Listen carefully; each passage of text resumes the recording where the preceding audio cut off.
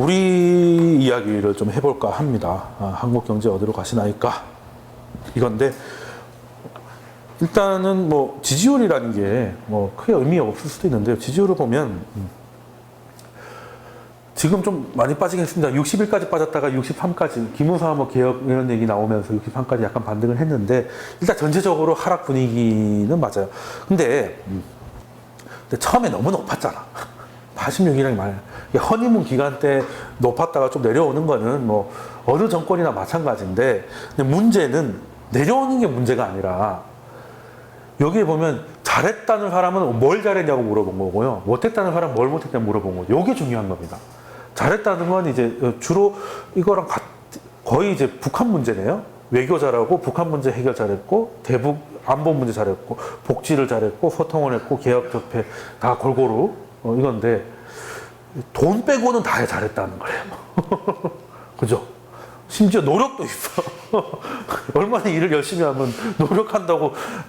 근데 정말 같이 일하고 싶지 않은 상사긴 하죠. 주말에 맨날 등산 가고. 근데 못했던 거는 이제 압도적으로 돈 문제예요. 뭐 이거는 대북 친북이니까 뭐 이념의 문제다고 치고, 뭐 원전 정책 뭐 모르겠습니다. 그 근처에서 국밥집 하시나? 뭐 쇼맨십은 뭐지? 세금 인상은 별로 없네. 더 올려도 되겠네, 3%인가?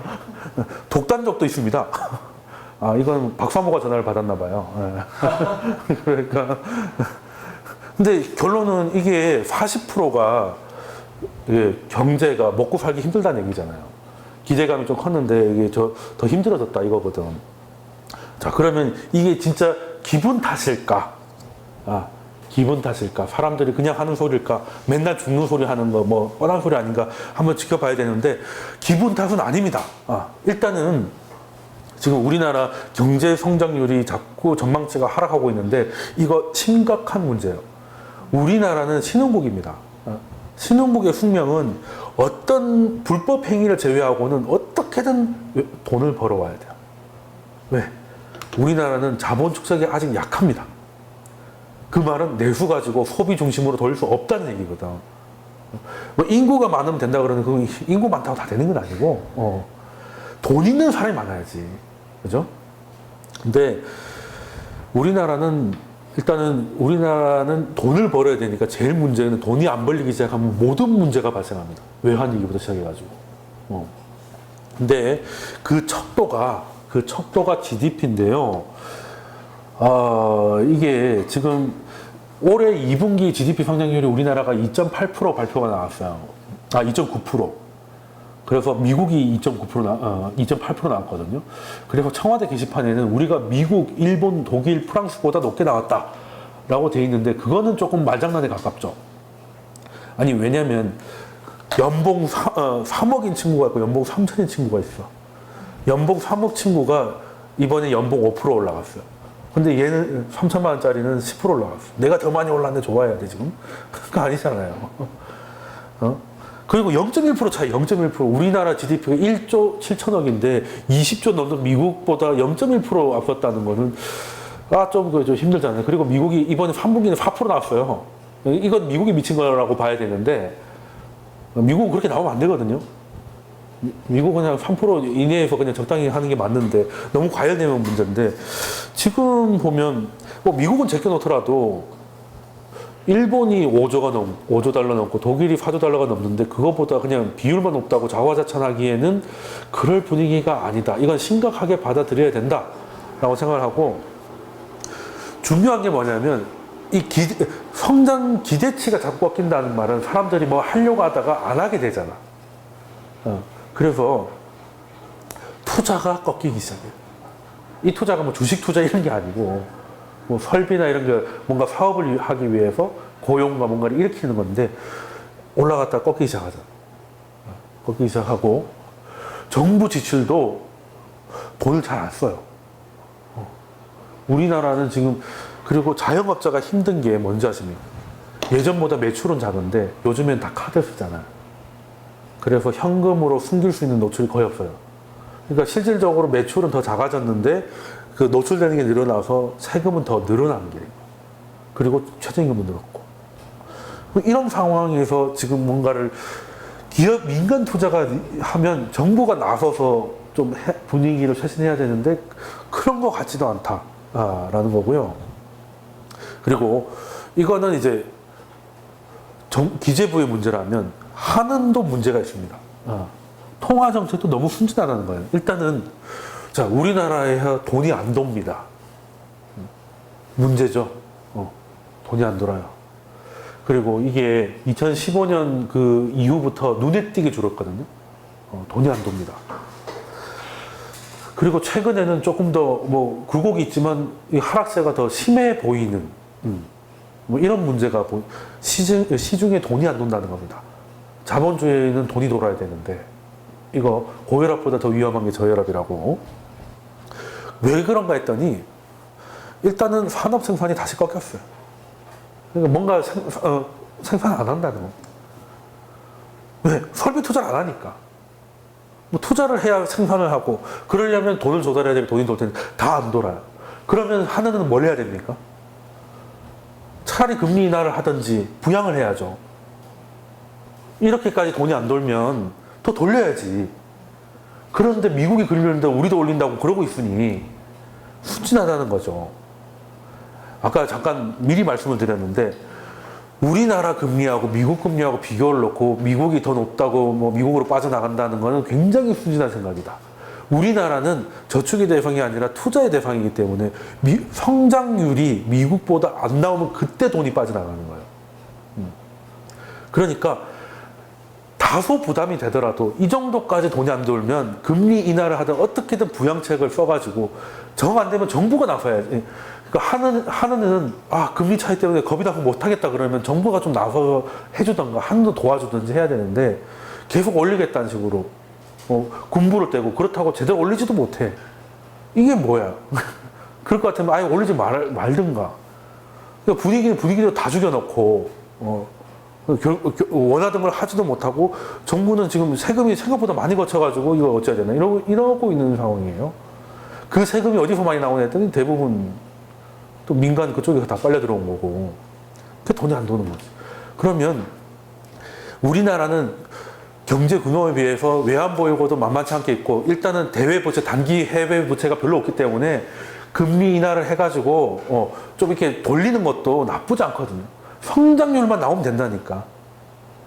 미국보다 금리는 낮지만 성장률이 있기 때문에 내가 한국에다 한번 투자해보자 이 생각을 외국인들이 한단 말이에요. 근데 단순히 금리 비교를 하는 게 아니라는 거지. 근데 이 한은도 서로 아무것도 안 하는데 근데 지금 정부가 아무것도 안 하냐? 아니지. 아무것도 안 하는 게 차라리 낫지. 지금은 뭘 하고 있어요? 늘 얘기하는 거. 소득 주도 성장. 이 얘기하잖아요. 그 근거가 뭡니까? 자, 낙수 효과는 없다. 이러잖아요. 대기업하고 거기서 지금 소득이 늘어나 봐야 투자가 늘지 않고 경제 성장을 안 하니까 안 되니까 아예 바꿔서 분수 효과를 가자. 이거잖아요. 그래서 저소득층 복지를 증대하고 일자리를 창출하면 소득과 소비가 증가하니까 그리고 이 사람들은 부자에 비해서 번 돈 다 쓰는 소비 한계 성향이 있다. 어려운 말로. 월급 100만 원 받으면 그 뭐 저축할 게 있어서 번 돈 다 쓴다는 얘기지. 그렇게 해서 오히려 소비가 더 되기 때문에 경기가 성장한다. 그래서 또 일자리가 더 추가 창출될 것이다. 아름답죠. 이명박근혜 때 이런 얘기하면 개념 있다. 야, 역시 대기업 적폐 새끼들 이렇게 되는 건데 이거 굉장히 순진한 생각입니다. 굉장히 이게 적폐는 좌우가 없어요. 그렇다고 이명박근혜가 맞았다는 얘기는 절대 아니고 이렇게 하면 될 것 같지? 안 돼요. 그리고 낙수 효과가 없다고? 우리나라 대기업들이 돈을 못 벌면 어떻게 되겠습니까? 걔네들 돈을 못 벌면 우리나라 일단 은행들이 어떻게 되겠어요? 은행들이 부실이 되지. 은행 부실되면 뭐가 되겠어요? 돈이 안 돌잖아요. 그럼 다 죽는 거예요, 그냥. 낙수 효과가 없다 그러는데 없기는 무슨 있어요. 생각보다 많지 않을 뿐이지. 우리나라 지금 30대 대기업 그냥 정체돼가지고 날아가 버리면 나 중소기업이 다 그렇게 될 것 같아? 그건 아니죠. 그건 너무 순진한 생각입니다. 왜? 그냥 세상을 선과 악 구분해가지고 막 이런 식으로만 보는 건데 정확히는 여기에 근거가 될 이 한 칸 한 칸이 개연성이 있어야 되고 경제는 뭐라고요? 심리거든. 그러면 일단 그래서 1년 했다. 1년 해봤잖아요. 근데 한 거라고는 주로 최저임금 인상이죠. 2년 동안 총 22%가 올라갔습니다. 근데 우리나라는 외국에는 거의 없는 놀라운 제도가 주휴수당이라고, 그걸 치면 우리나라 임금은 꽤 높아요. 꽤 높습니다. 근데 우리나라 사람들이 노동 생산성은 졸라 떨어지거든요. 그러니까 한 시간당 생산하는 부가가치가 별로 없다는 거예요. 그러니까 인건비가 올라가니까 그만큼 다 부담이 되는데, 자, 그러면 지금 가장 문제가 많은 게 뭡니까? 최저임금, 지난주에도 설명드렸지만 최저임금에 해당되는 사람들은 결국 자영업자 밑에 알바들이 대부분이고, 그래서 거기는 한계가 없어요. 그러니까 쉽게 말해 여유가 없기 때문에 정부가 나서가지고 최저임금을 끌어올려 버리면 소득 주도가 아니고 실업 주도가 된다니까. 이게 데이터에서 이제 1년 되니까 실업률이 지금 떨어지고 있어, 올라가고 있어요. 추세적으로 상승이라고 봐야지, 이거는. 그죠? 그리고 실업률은 두째치더라고. 우리나라 실업률은 졸라게 왜곡이 많으니까. 중요한 건 고용률을 봅시다. 고용률이 최저임금 올라가고 급락했잖아. 마이너스 기준선 밑으로 내려갔어요. 뭐겠습니까? 그럼 이게 무슨, 아니, 소득을 주도하려면 소득을 받을 직장이 있어야지. 직장을 없애버리고 무슨 소득을 늘린단 말이야. 그래서 지금 청와대 엑셀 사주기.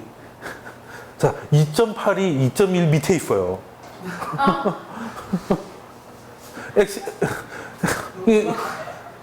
이거는 이명박근혜가 하던 짓인데 문재인 정부 때도 이런 걸 볼 줄 몰랐다니까.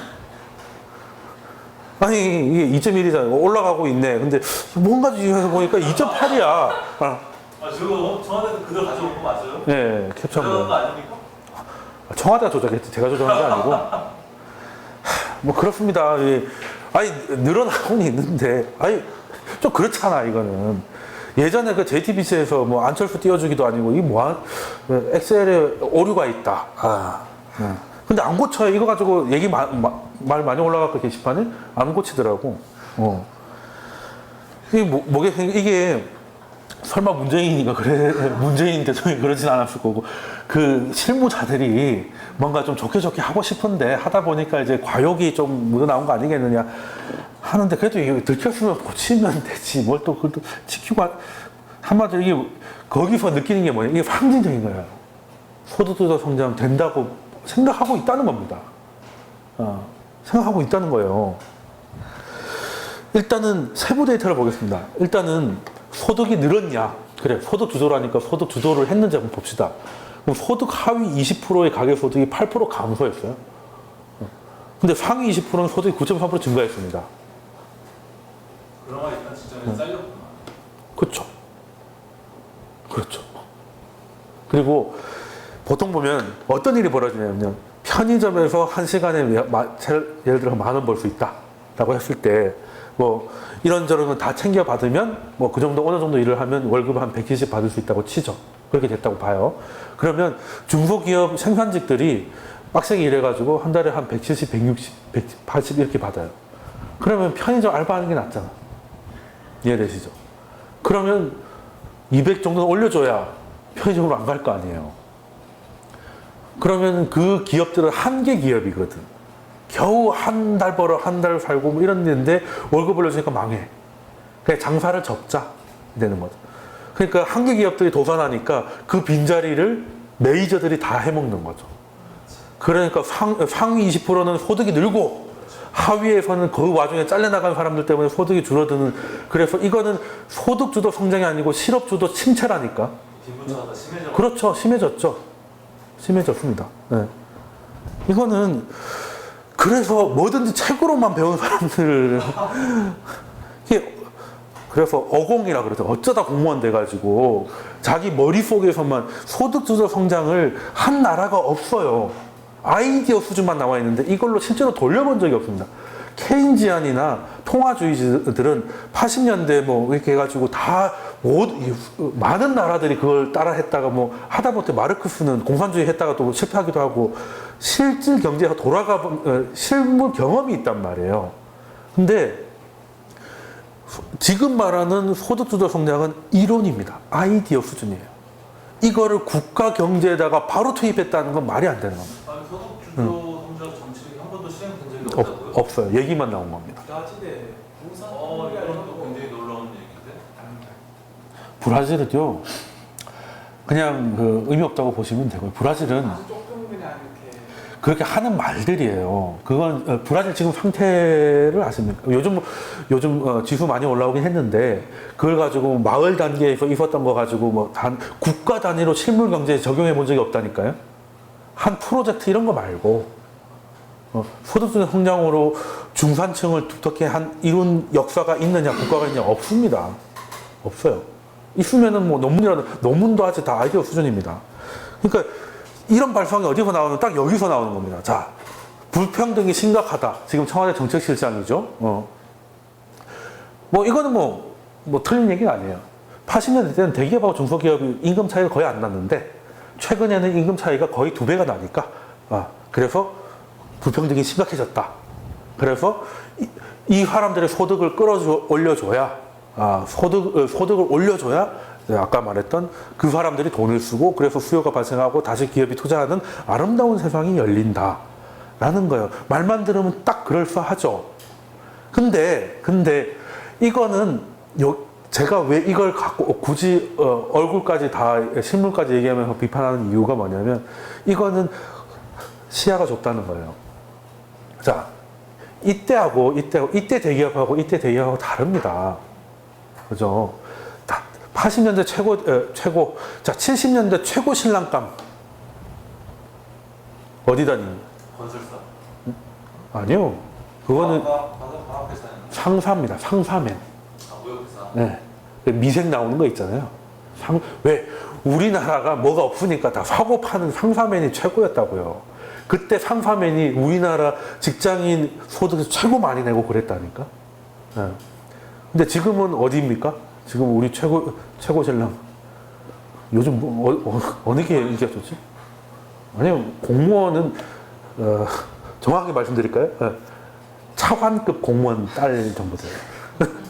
공무원 자체는 아니고, 그거는 어차피 뭐 공무원 보고 좋아하는 사람들은 저기 시정자폐라고 해야 되나? 보통 사람들이고, 시정자폐는 아니죠. 뭐 아무튼 뭐라고 해야 되나? 그냥 예전에 관아에 있는 뭐 그 정도 수준이고, 결혼정보협조에서 공무원이라고 하면은 이제 보통 아버지가 보통 뭐 2급 이상 뭐 이런 걸 얘기하죠. 근데 공무원은 뭐 솔직히 힘들잖아요. 공무원 월급 해봐야 특수활동비를 받을 수 있는 수준까지 가지 못하면 답이 없습니다. 근데 요즘은 뭐 차라리 지금 이제 전문직 뭐 의사는 어딜 가나 뭐 인기가 있고 뭐 아니면 이제 힘 있는 걸 좋아하면 이제 판검사도 있을 것이고. 근데 직장으로 따지면 어디입니까? 뭐 삼성전자 같은 IT 기업들이잖아요. 그리고 우리가 예전에는 최고의 기업이 삼성이었습니까? 아니, 현대였어요. 현대가 최고였지. 2000년 초반만 해도 중공업이 조선소가 최고였습니다. 제가 이 얘기를 왜 하는지 아십니까? 미국에 러스트벨트가 있어요. 러스트벨트가 뭐 하던 데입니까? 딱 우리나라 부울경이에요. 가전, 3교대 돌리면서 계속 생산하는 거 있잖아요.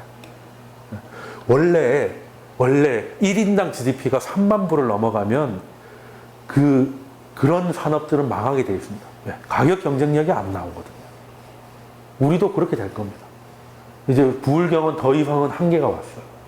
그러니까 이게 또 바뀌는 게 분명히 있고, 그러면 그것 때문에 이게 차이 나냐? 그건 아니고, 보통 이렇게 되면 넘어간다는 겁니다. 중소기업들이 대기업에 착취당하는 것도 있지만, 다른 나라의 중소기업하고 경쟁해야 된단 말이에요. 네. 근데 어떻게 하겠어요? 못 하거든요. 그리고 중소기업들이 막말로 정말 제대로 해서 중소기업이었겠느냐? 심하게 말씀드리면. 근데 이 차이가 있긴 한데, 제가 말씀드리고 싶은 건 우리나라의 불평등은 소득 차이가 아닙니다. 자산 차이예요. 자산 차이. 그냥 난 친구랑 둘이 있는데 똑같은 학교 다니고 똑같이 살았는데 얘는 그냥 할아버지가 사대문 안에 살았을 뿐이고 나는 문경세제에서 거기서 그냥 뭐 있었던 것 뿐인데 월급도 비슷한데 물려받는 게 너무 달라지는 거죠. 그거는 이것 때문이 소득 그게 아니거든요. 근데 이거 너무 순진하게 보고 소득 주도가 아니고 자산입니다. 그래서 저는 대출이나 이런 거를 좀 확대해줘서 빨리 월급쟁이들이 일부 자산을 가지는데 도와줘야 된다고 생각해요, 저는. 왜? 자본주의가 부자 되는 길은 딱 하나 있어요. 자본가가 되는 겁니다. 근데 자본가가 되려면 창업을 하든지 창업할 능력이 없으면 주식을 사든지 내가 창업하고 싶은 그런 회사의 주식을 사든지. 근데 사람들은 정확하게 거꾸로 행동하잖아요. 부자가 되고 싶다면서 공무원 시험 준비하고. 그리고 창업을 뭐 할 능력이 없다 그러면 주식도 안 사요. 그럼 뭘로 부자? 조상이 나타나가지고 조상이 꿈에 나와서 로또 번호를 불러주려도 깜빡하고 이번 주 안 샀네. 그럼 할 말이 없는 거 아니에요? 성지 글이나 쓰겠지. 이번 주 뭡니다.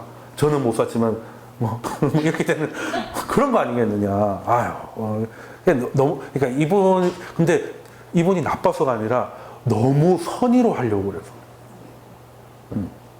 이렇기 때문에 이 사람들을 빨리 해야 된다는 생각에 현실하고 조금 떨어진 몽상적인 정책이 나온다는 거예요.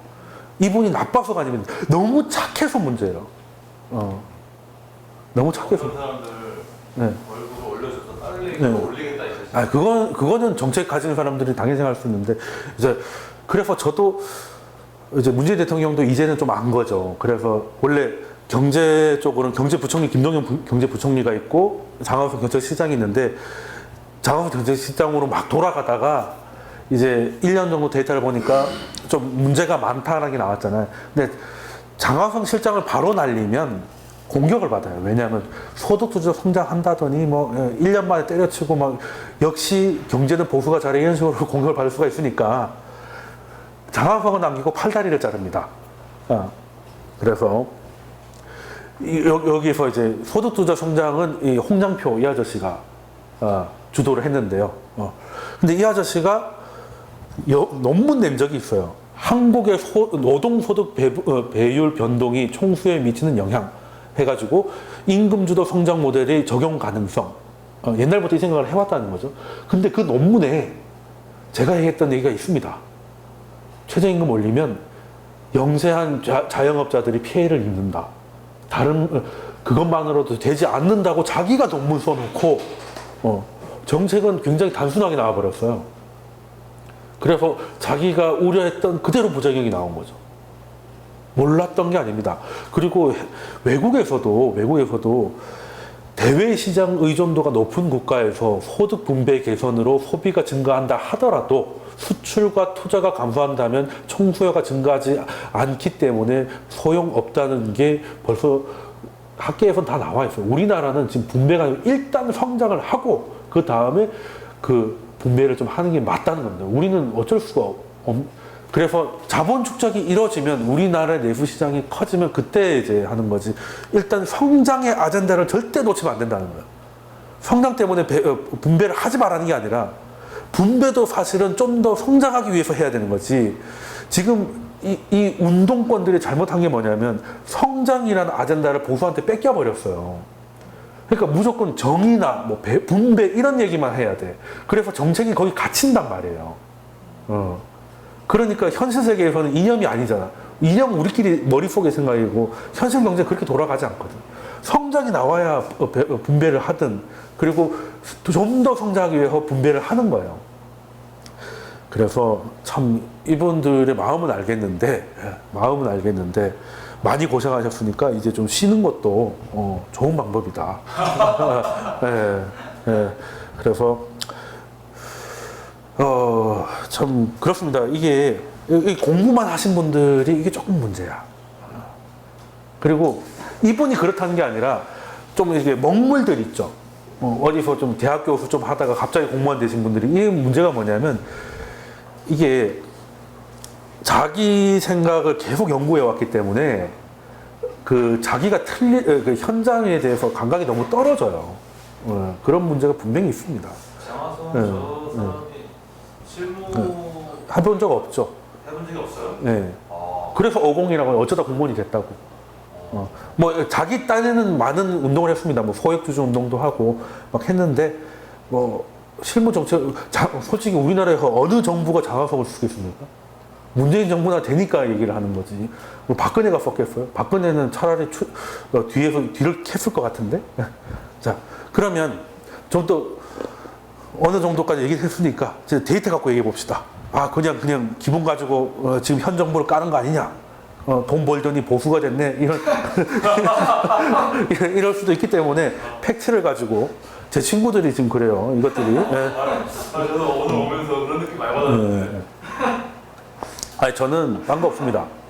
나라는요 일단 먹고 사는 게 좋아야 그게 만족이 돼야 그 다음에 민주주의고 뭐고가 되는 거예요.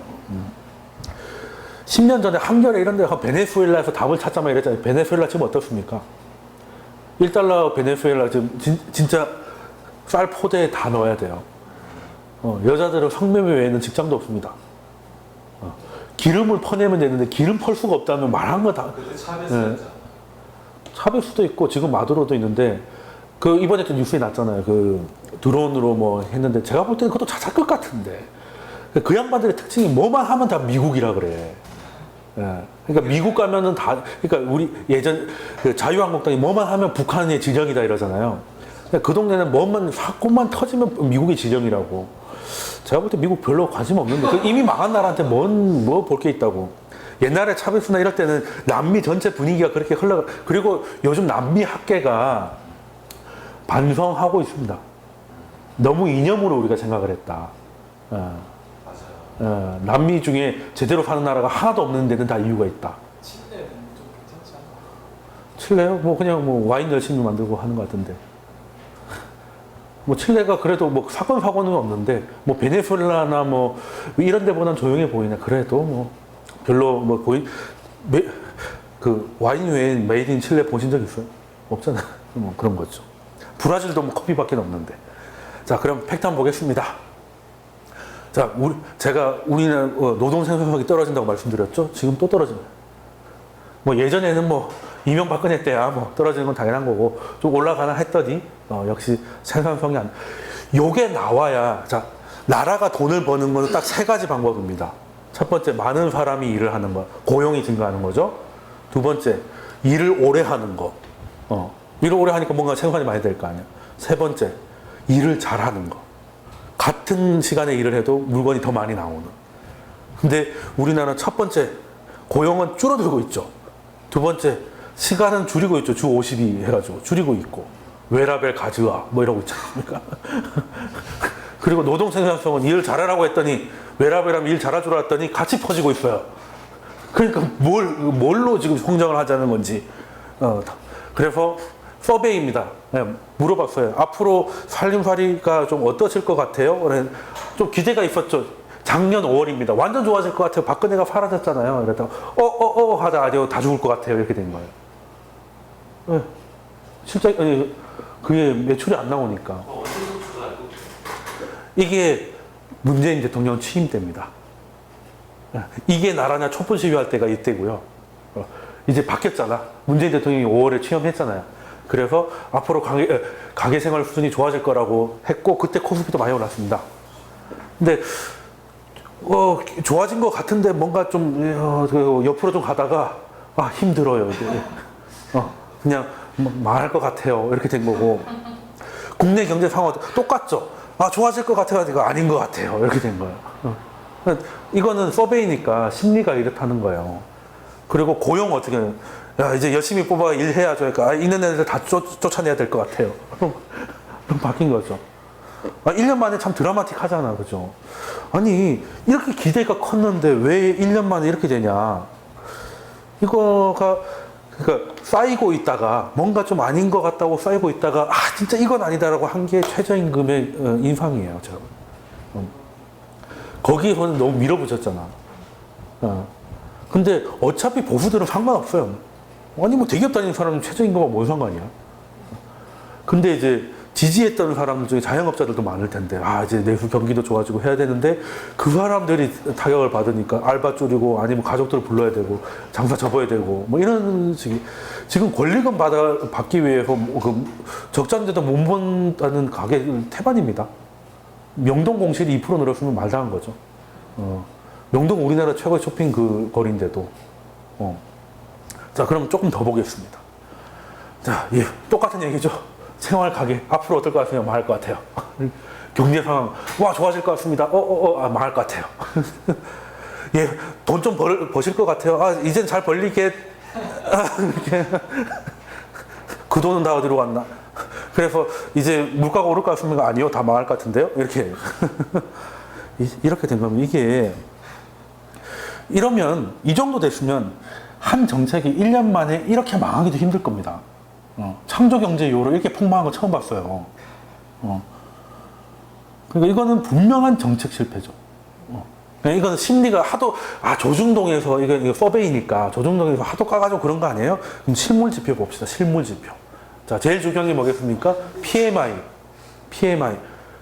떨어지죠. 기준선 50 밑에서 올라가지 못합니다.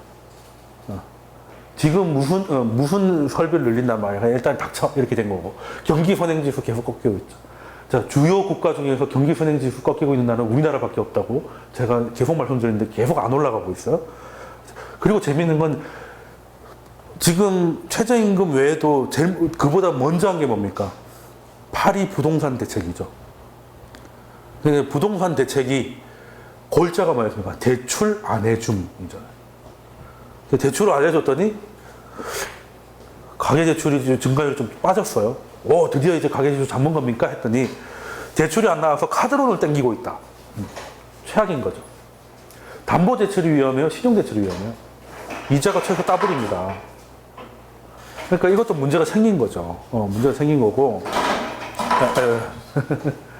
네.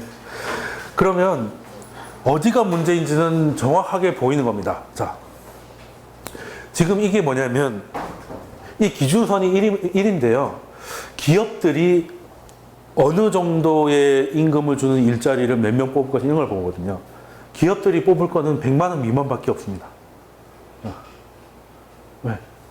지금 공격적으로 사람을 뽑을 생각이 없다는 거예요. 나머지는 다 기준선 밑에 있어요. 전체가 0.6 정도 됩니다. 그냥 이대로는 지금 상태, 정확하게 말하면 이게 무슨 말이냐면 지금 상태는 임금을 올릴 수 있는 여력이 있는 곳이 거의 없다는 거예요. 일부 대기업 빼고는. 그런데 정부가 강제로 끌어올린 거잖아요. 그러면 이제 문제가 발생하는 건데, 근데 한국 경제는 이런 식으로 좀 망할 것 같은데 안 망했네요? 수출 때문에 먹고 삽니다. 그래도 우리는 닥치고 수출을 해야 됩니다. 그런데 어디서 빠졌어요? 제일 오른쪽에 하늘색이 오랜데, 지금 올해 2분기인데, 여기서 빠진 게 설비 투자, 건설 투자. 정부가 돈을 돌리는데 건설 투자 설비가 제일 크잖아요. 그걸 안 하다 보니까 부동산 잡겠다고 그걸 안 하니까 수출 외에는 다 뒤로 돌아선 거예요. 그래서 고용도 일부 민생 쪽은 그 도소매, 숙박 이쪽에서 빠졌고 자영업자는 그쪽에서 빠졌고 급여 생활자들은 건설하고 제조업에서 많이 빠졌습니다. 통계학적으로 의미가 있을 수준으로 빠졌어요. 이게 무슨 말이겠습니까? 이럴 것 같으면 외국으로 공장 옮기자는 거죠. 이제 옮길 건데 뭐하러 설비를 들여놔? 있는 것만 돌리고 새 거는 외국 베트남이나 이런 데로 가자. 그러니까 안 나오는 거예요. 안 나오는 거예요. 그래서 가계 소비 심리 지수 급락 중이죠. 그리고 앞으로 돈을 어떻게 쓰실 거예요? 졸라게 아낄 겁니다. 이렇게 돼요. 그러니까 내수는 앞으로 되게 힘들 가능성이 높다. 그러니까 이게 정확하게 거꾸로 나오는 거잖아요. 정확하게 거꾸로 나오는 거고. 이념으로 하면 다 망합니다. 공산주의 보셨잖아요. 네. 이거는 뭐냐면요. 부동산 대책도 얘기를 좀 해야 되는데, 지금 제가 최저임금 가지고 많이 깠는데, 부동산도 얘기 좀 해봅시다. 이게 뭐냐면, 자, 주황색은 집 매매 가격 상승률, 전년 대비. 그리고 하늘색은 전세 대비입니다. 최근에 2년은 이제 전세는 1.9% 올랐고, 매매는 6.2 올라가지고, 요즘에 또 서울 부동산 뭐 어쩌고 얘기 많았죠. 얘기 많았고 이게 좀 재밌게 보면 금융위기 이후로는 이제 전세가 더 많이 올랐고 왜겠습니까? 금융위기 전에는 이제 투자의 개념으로 열심히 샀는데 이제는 뭐 안 오를 수도 있으니 일단은 전세가 실질 가치거든요. 주거 가치니까 차라리 그냥 전세로 하다 보니 전세가 더 올랐다가 지금은 역전이 됐죠. 지금 역전이 됐는데 부동산에 영향을 많이 끼치는 건 금리인데 우리나라 부동산은 전세라는 게 있어 수리 쿠션으로 봐야 돼요. 그러니까 미국은 간단합니다. 다 모기지잖아. 그래서 오늘 금리가 얼마냐에 따라서 내가 30년 동안 내는 금리가 결정되는 거거든요. 그래서 금리 낮춰주면 부동산 부양하는 건 간단해요. 근데 우리는 금리를 낮추면 어디가 더 영향을 받냐면 전세가 영향을 더 받아요. 생각을 해보십시오. 자, 1억짜리 집이 있어요. 전세를 놨는데 금리가 10%입니다. 그럼 전세를 좀 낮춰줄 수도 있겠지. 근데 금리가 빵이에요. 그럼 전세는 거의 매매가랑 비슷해야 되잖아. 공짜로 주는 거나 다름없는데. 그래서 우리는 이 전세 때문에 수리 쿠션을 좀 생각을 해야 되는데 이 수리 쿠션 한번 볼게요. 자, 주황색이 전세 가율입니다. 금리가 그래도 좀 2008년 직전에 제일 높았을 때 그때가 전세가가 평균 최저점이 38.2%. 왜 그렇게 낮았냐면 일단 금리가 높아서 전세가율을 낮추는 요인도 됐고 집이 많이 올랐으니까 집을 사가지고 다 전세를 놓잖아요. 공급도 늘어나죠. 그러니까 전세가율이 떨어지는 겁니다. 근데 그 이후로 이제 금융위기가 쭉 빠지니까 이게 역전이 되는 거죠. 그러다가 2016년에 그 우리나라 금리 최저점 뭐 1.125에서 전세가율 평균 68.7을 찍고 내려오고 있어요. 왜? 지금은 왜? 금리는 올라가고 매매가가 올라가니까 전세가율이 떨어지고 있는 거죠. 나중에 이거 어떻게 될까요? 나중에 어떻게 될까? 한 2, 3년 후, 몇 년 후에? 저는 다시 매매가가 치고 올라가면서 전세가는 다시 올라간다고 봅니다. 이거는 한동안은 전세가율이 좀 떨어질 것 같아요. 근데 결국에는 다시 올라간다. 왜? 금리도 올라가다 다시 내려갈 거거든. 이게 서울이고 이거는 강남입니다. 거의 똑같은데. KB에서 나오는 거예요. 자, 이게 최근 2년 동안 강남 아파트가 전체적으로 올라가는 거죠. 그리고 전세가는 내려가고 있고 서울하고 강남하고 거의 같은 그림입니다. 그래서 제가 앞으로는 제가 부동산이라고 하면 서울 아파트라고 생각하시면 돼요. 진짜 문제는 뭐냐면요. 강남 아파트 가격이 올라가는 게 아니라 지방 아파트 가격이 떨어지는 거예요. 아니, 부자들이 더 큰 부자가 되는 걸 막는 게 힘든 사람들이 더 절망에 빠지는 것보다 더 큰 일입니까? 왜 강남 부동산을 못 잡아먹어서 안 되냐. 거긴 그냥 놔두란 말이에요. 놔두고 보통 사람들이 살 수 있는 아파트 가격을 적당 수준으로 올라가게끔 만들어줘라는 겁니다. 그리고 거기에 탈 수 있도록 안전한 대출을 가지고 들어가서 그 사람들도 자산가가 되게끔 만들어줘야지. 그리고 그 노조들도 문제인 게 자기 일자리만 지키는 거잖아요. 고용 안정성이 뭡니까? 그 회사에서 오래 일하는 게 고용 안정성이 아니라 정규직이 그런 게 아니라 고용 시장에서 퇴출되지 않는 거예요. 쉽게 말해서 펩시에서 예전에 그런 일이 코카콜라 운송기사가 펩시 마시다가 걸려 잘렸다고. 하지만 상관없습니다. 왜? 펩시에도 코카콜라 마시다 걸려 잘린 사람이 있거든요. 서로 자리 바꾸면 돼요. 그게 고용 안정성입니다, 사실. 그리고 기업 입장에서도 나중에 힘들 때 털어낼 수 있는 옵션이 있어야 사람들이 좀 될 때 땡기죠. 한번 뽑아놓으면 이거 자를 수가 없으면 엄청나게 보수적으로 움직인단 말이에요. 그래서 정부는 뭘 하느냐. 여기서 잘리고 저기로 갈 때 최저 생계비하고 직업 훈련을 정부가 지원을 하고 고용 안정성이라는 건 극단적 고용 유연성을 발휘시켜가지고 이 사람이 일하고 싶은 사람이 일자리를 못 얻게 되는 게 진짜 고용의 안정 문제라는 겁니다. 한 회사에 들어가면 정규적으로 그 은퇴할 때까지 거기 있는 게 아니라고요. 그러니까 이미 괜찮은 일자리들은 다 거기서 꽈리를 틀고 있으니 누가 들어갈 수 있느냐는 거예요. 기업 입장에서는 사람이 필요하면 계약 해지를 할 수 있는 어떻게든 그런 식으로 하는. 아까 그때도 말씀드렸죠. 차이 많이 나잖아요. 차이 많이 나는 게 왜겠습니까? 기업 입장에서는 정규직을 뽑으면 너무 부담스러우니까 비정규직으로 가고 싶은 거고 그리고 정규직들은 자기들이 정규직이기 때문에 자기들이 그걸 지키고 싶잖아요. 그걸 지켜줘야 되기 때문에 그걸 여기서 갈취를 하는 거잖아요. 그러니까 아예 저는 정규직이라는 말이 없고 그냥 풀타임이냐 파트타임이냐 이런 식으로 나눠서 그냥 최대한 넓게 가는 게 맞습니다. 일하고 싶은 사람은 일자리를 얻을 수 있는 세상이 고용 안정성이 좋은 세상입니다.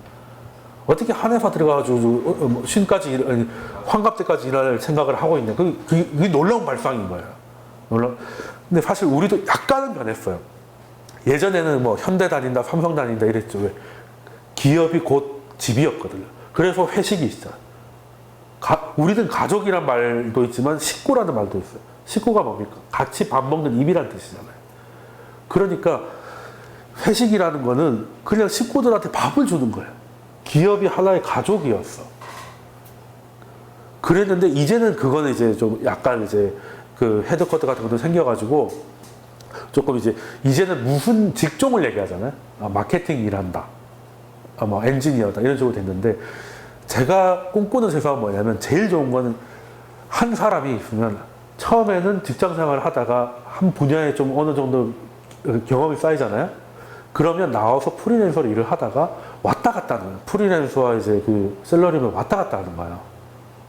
그렇게 되면 이제 전문성을 키우는 사람들은 창업의 길도 갈 수 있고 창업까지 힘든 사람들은 또 거기에 들어가서 또 고용을 할 수 있는 그런 세상이 와야 되는데 우리는 한 번 나가면 들어가기가 빡세니까 어떻게든 버티는 게 물론 미생이다 보니까 어떻게든 버텨라 이러는데 정말 버티기만 할 게 이기는 걸까? 그러니까 이게 문제입니다. 이게 남미들도 노조들하고 손잡고 뭐 그런 거 되게 많이 했었거든요. 그러니까 그냥 그 국민들이 힘드니까 정부도 뭐야? 그냥 야, 돈 줄게. 근데 돈 주다 보니까 나라가 곳간이 망하고 이런 패턴이 그 사람들이 나라를 말아먹으려고 작정한 게 아니거든요. 원래 하다 보니까 선의에 의해서 하다 보니까 한 거예요. 근데 이게 잘못될 수도 있고 그리고 강남 얘기했는데요. 강남 잡는 법은 쉽습니다. 그냥 지금처럼 막 38층이냐 55층이냐 막 짓고 싸우지 말고 그냥 100층이든 짓고 싶은 대로 지어라. 대신에 주민센터에다 화장터 이런 거 혐오 시설들 같이 넣는 거예요. 국제 장애인 학교 뭐 이런 거 있죠. 그리고 학교들을 신도시로 빼버리는 거예요. 그러면 강남 집값은 거짓말같이 잡힙니다. 자, 주가가 올라가려면 뭘 해야 됩니까? 주가는 뭐예요? 기업의 가치와 주가의 가격의 함수잖아. 가치보다 가격이 밑에 있으면 저평가니까 지금 사는 거고. 그죠? 자, 그러면 부동산도 주거 가치가 있을 겁니다. 그게 입지거든요. 입지가 너무 좋으니까 계속 올라갈 수밖에 없는 거. 그걸 억지로 누르고 있단 말이에요. 그러니까 어떤 거냐면 강남 부동산은 이제 왜 콜라 있죠. 왜 콜라를 또 흔들어가지고 잠깐 놔두면 뚜껑을 열기도 전에 빵빵하게 느껴지잖아요. 강남은 그렇습니다. 강남은 빵빵하다고. 그래서 약간만 파면 팍팍 터진단 말이에요. 그걸 누르면 어떻게 되겠어요? 터져버린다니까. 근데 지방 부동산은 약이 없으면 살 수 없는 중장년이에요. 그러니까 벌써 한 4-5번은 따라 마시고 뚜껑 닫아놓은 거 있잖아요. 열어도 칙 하고 끝나는 거 있죠. 이제 심지어 열었을 때 소리 안 나기도 해. 설탕물로 된 그런 거거든요. 그러면 기준을 이 빵빵한 거에 맞추면 다른 것들은 어떻게 하겠냐는. 다 죽어요. 다 죽습니다. 이제 강남 아파트가 안정됐다고 이제 그 말은 뭐겠습니까? 강남 아파트가 안정됐다는 서민 중산층도 강남 아파트에 갈 수 있다는 뜻이잖아요. 한마디로 자기를 또 강남 가고 싶다는 얘기잖아. 그렇잖아요. 강남은 보통 동네로 만나버리면 되지.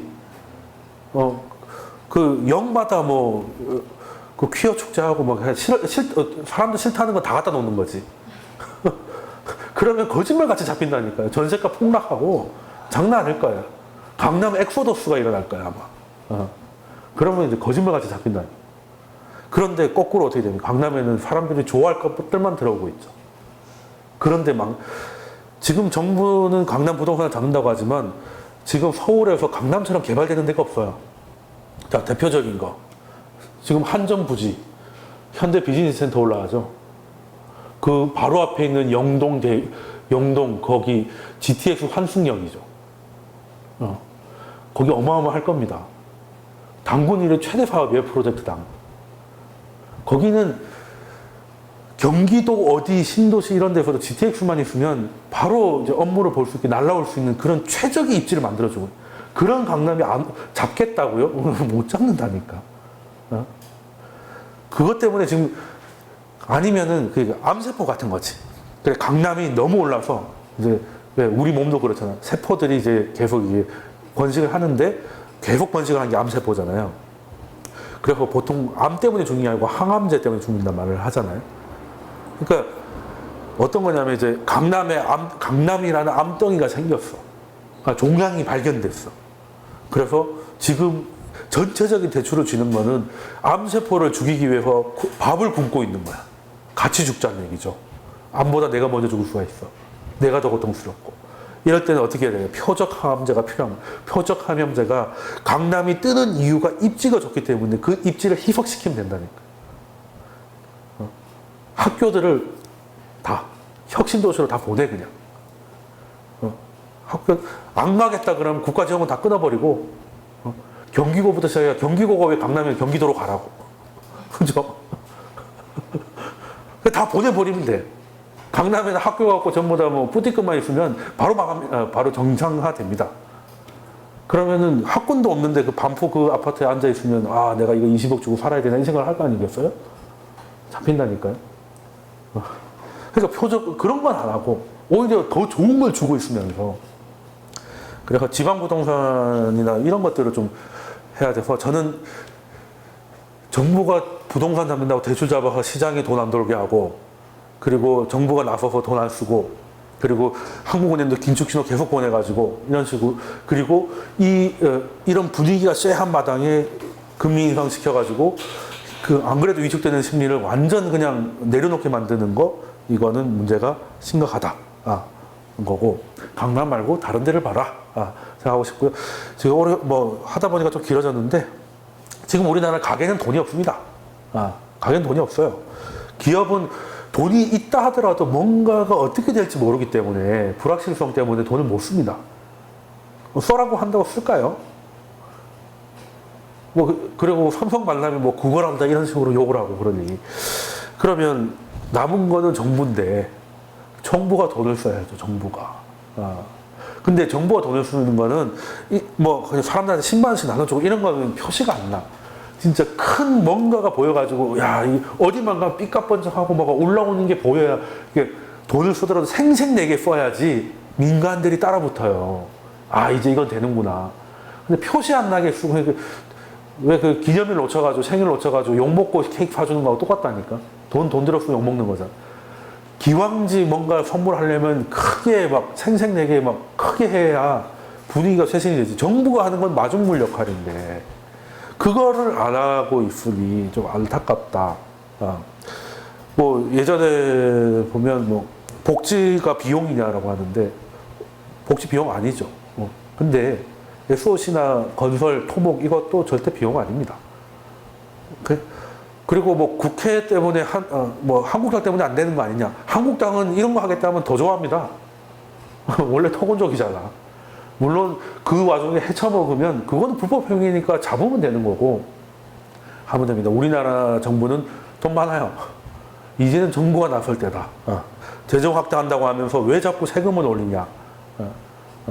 그런 것도 좀 문제가 있고, 지금 우리나라 간접세 너무 올라가거든요. 그러니까 돈 쓸 수 있는 사람들이 국민연금 건강보험 이렇게 올라가고 하면 그것도 실립니다. 그래서 하나 빠뜨렸던 거 요거 마무리하고 진짜 끝낼게요. 이게 뭐냐면, 이게 이 로직이 돌아가려면 앞으로 소득이 늘어나야겠다는 기대가 생기고, 그래서 그 기대 때문에 소비를 늘려요. 그러면 그 소비가 늘어나는 게 확인되면 기업들이 매출이 늘어날 것 같은 기대가 생기잖아. 그러면 투자를 하고 경기가 성장하고 고용을 이게 되는데, 여기가 안 되는 거야. 왜? 생산성이 없는데 억지로 올리니까 남아있는 사람들이야 돈 몇 푼 더 받겠지만 내가 실직할 수 있다는 위험이 생겼기 때문에 소비를 늘리지 않아요. 그나마 돈 몇 푼 더 받으면 그걸 또 언제 잘릴지 모르게 움켜쥐고 있는다고. 일단 여기서부터 출발을 안 해. 그리고 기업들은 생산성은 안 나오는데 인건비가 늘어나니까 매출이 나오든 안 나오든 어떻게든 몸보신해야 돼. 그러니까 아무것 얘만 한게 아니라 얘는 완전 한계가 심한 거예요. 얘도 아이디어가 너무 순진하다. 아름다운 세상 같지만 여기서 넘어가는 개연성이 없다. 그리고 이 경제는 심리인데 이 한 칸 한 칸에 있는 심리가 완전히 꼬꾸라져 있다. 이거는 분명한 정책 실패고 이거는 빠른 수정이 필요하겠다까지 하고요. 오늘도 이런 문제가 있어서 늦기까지 했는데 늦기까지 고생하셨습니다.